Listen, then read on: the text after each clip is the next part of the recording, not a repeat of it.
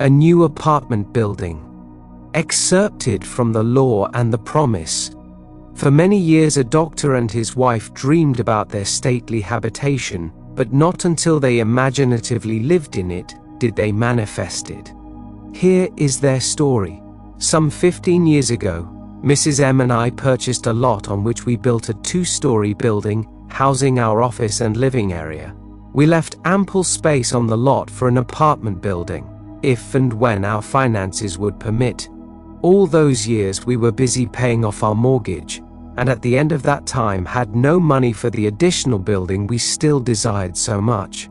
It was true that we had an ample savings account, which meant security for our business, but to use any part of it for a new building would be to jeopardize that security.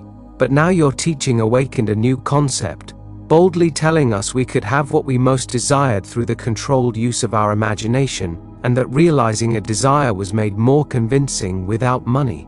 We decided to put it to a test, to forget about money and concentrate our attention on the thing we desired most in this world, the new apartment building.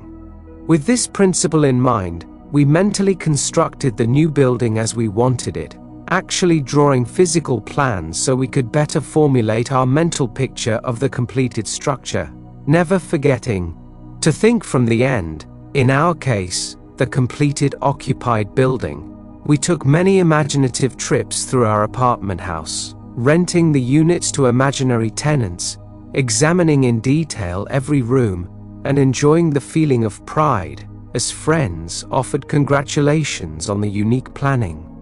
We brought into our imaginal scene one friend in particular. I shall call her Mrs. X, a lady we had not seen for some time, as she had given us up socially, believing us a bit peculiar in our new way of thinking.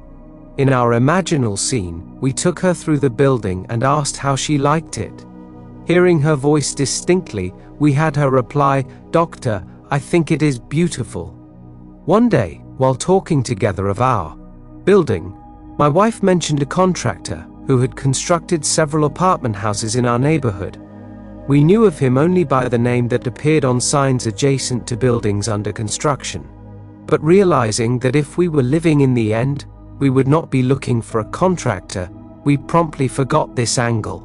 Continuing these periods of daily imagining for several weeks, we both felt we were now fused with our desire and had successfully been living in the end. One day, a stranger entered our office and identified himself as the contractor whose name my wife had mentioned weeks before. In an apologetic manner, he said, "I don't know why I stopped here. I normally don't go to see people, but rather, people come to see me." He explained that he passed our office often and had wondered why there wasn't an apartment building on the corner lot. We assured him we would like very much to have such a building there, but that we had no money to put into the project, not even the few $100s it would take for plans.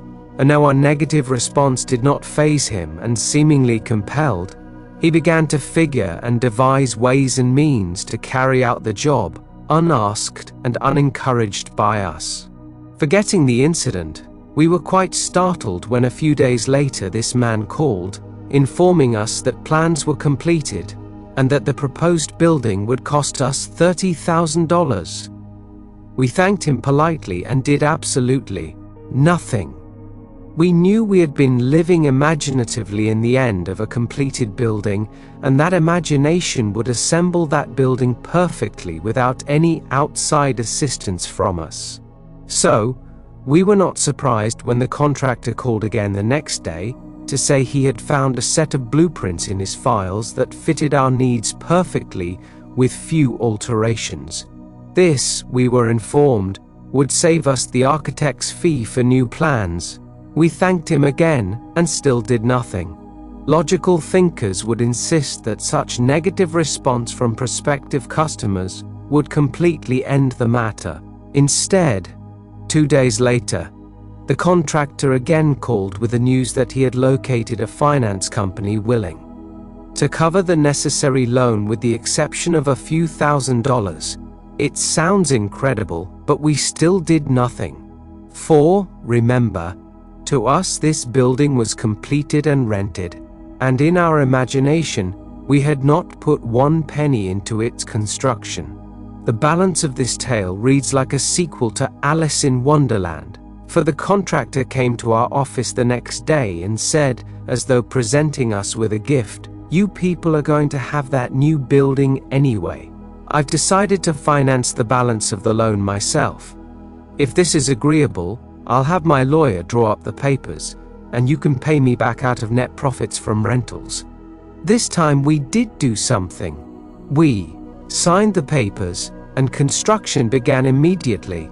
Most of the apartment units were rented before final completion, and all but one occupied the day of completion.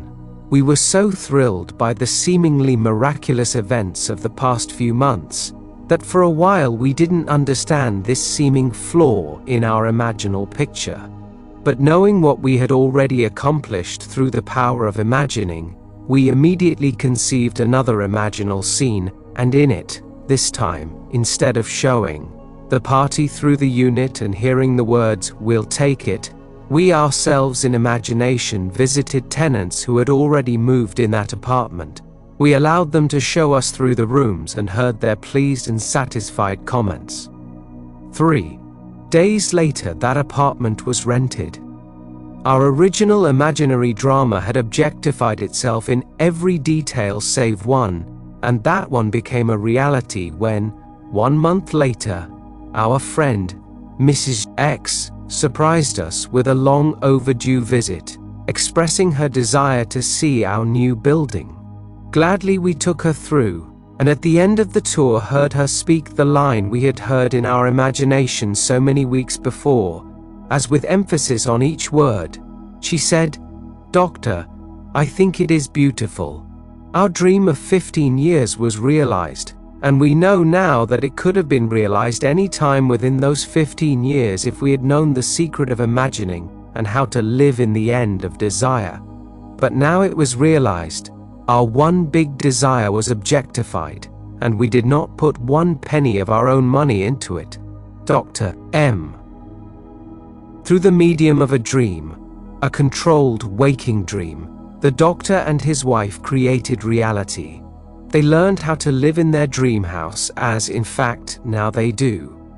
Although help seemingly came from without, the course of events was ultimately determined by the imaginal activity of the doctor and his wife.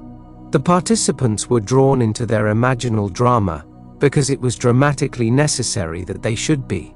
Their imaginal structure demanded it. Remember to like and subscribe, and let the sound of the bell guide you back. Now let us go into the silence